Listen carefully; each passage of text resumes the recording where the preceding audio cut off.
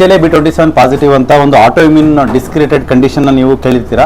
ಅದರಲ್ಲಿ ಏನಾಗುತ್ತೆ, ಸ್ಪೈನು ಇದು ಆಂಕಲೈಸಿಂಗ್ ಸ್ಪಾಂಡಿಲೋಸಿಸ್ ಅಂತ, ಸ್ಪೈನು ಸ್ಟಿಫ್ನೆಸ್ ಬರ್ತಾ ಹೋಗುತ್ತೆ, ಮುಂದ್ಗಡೆ ಬಗ್ಗಕ್ಕಾಗಲ್ಲ ಮತ್ತು ಹಿಂದ್ಗಡೆ ಬಗ್ಗಕ್ಕಾಗಲ್ಲ. ಇದು ಎಗ್ರಿವೇಟೆಡ್ ಕಂಡೀಷನ್ಸಲ್ಲಿ ಈವನ್ ಕೆಳಗಡೆ ಕುತ್ಕೊಳ್ಳೋದು, ಈವನ್ ಬೇಸಿಕ್ ವಾಕಿಂಗು ಮತ್ತು ಮಲ್ಕೊಳ್ಳೋದು ಕೂಡ, ಮಲ್ಕೊಂಡ್ಮೇಲೆ ಪೊಸಿಷನ್ ಚೇಂಜ್ ಮಾಡೋದು ಕೂಡ ತುಂಬ ಕ್ರಿಟಿಕಲ್ ಆಗಿರುತ್ತೆ.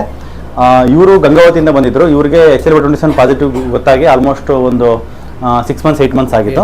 ಸೊ ಇಲ್ಲಿಗೆ ಬಂದಮೇಲೆ ಒಂದ್ಸರಿ ಇಂಜೆಕ್ಷನ್ ಕೊಟ್ಟು ಮೆಡಿಸಿನ್ಸ್ ಕೊಟ್ವಿ. ಇದು ಆಲ್ಮೋಸ್ಟ್ ಒಂದು ಎಷ್ಟು % ಕಡಿಮೆ ಇದೆ ಸರ್?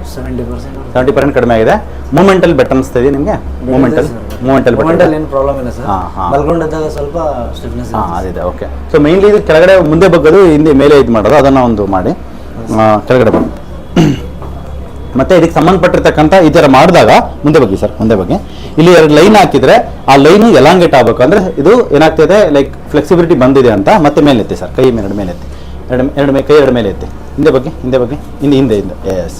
ಸೊ ಈ ಥರ ಮಾಡಿದಾಗ ಆ 2 ಲೈನ್ನ ಡಿಸ್ಟೆನ್ಸ್ ಕಡಿಮೆ ಆಗಬೇಕು. So that extension and flexion ಎರಡು ಪ್ರಾಪರ್ ಆಗ್ತಾಯಿದೆ ಅಂತ ಮಲ್ಕೊಂಡು ಬಂದು ಈ ಮಲ್ಕೊಳ್ಳಿ. ಇದಕ್ಕೆ very important exercise, life time ಮಾಡಬೇಕಾಗಿರ್ತಕ್ಕಂಥ ಒಂದು ವೆರಿ ಇಂಪಾರ್ಟೆಂಟ್ ಎಕ್ಸಸೈಸ್ ಬಂದು ಇದು ಕಾಲು ಮಡಚಿ, 2 ಕಾಲು ಮಡಚಿ ಇದು ಇನ್ನೂ ಮಡಚಿ ಫೋಲ್ಡ್ ಮಾಡಿ, ಹಿಂಗೆ ಹಚ್ಕೊಳ್ಳಿ. ಎಸ್, ಈ ಥರ ಮಾಡ್ಬಿಟ್ಟು ರೋಲ್ ಮಾಡಿ ಕುತ್ಕೋಬೇಕು. ರೋಲ್ ಮಾಡಿ ಎಸ್, ರೋಲ್ ಮಾಡಿ ಕುತ್ಕೊಳ್ಳಿ, ಜೋರಾಗಿ ಮಾಡಿ, ಹಂಗಲ್ಲ ಮತ್ತೆ ಕುತ್ಕೊಂಡು ಮತ್ತೆ ಬನ್ನಿ, ಮತ್ತೆ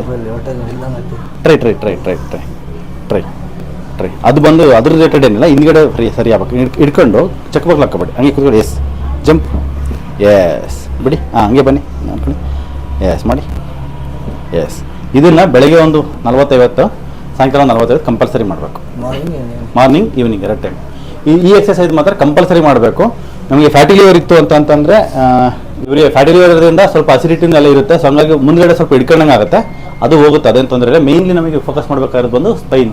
ಸೊ ಇದು ಲೈಕ್ ಬ್ಯಾಂಬೂ ಸ್ಪೈನ್ ಅಂತ ಕರಿತೀವಿ, ಆ ಥರ ಫ್ಯೂಚರಲ್ಲಿ ಆಗುತ್ತೆ. ಬಟ್ ಇನಿಷಿಯಲಿ ಟ್ರೀಟ್ಮೆಂಟ್ ಇವತ್ತೊಂದು ಆ್ಯಡ್ ಮಾಡ್ತಾ ಇದ್ದೀನಿ.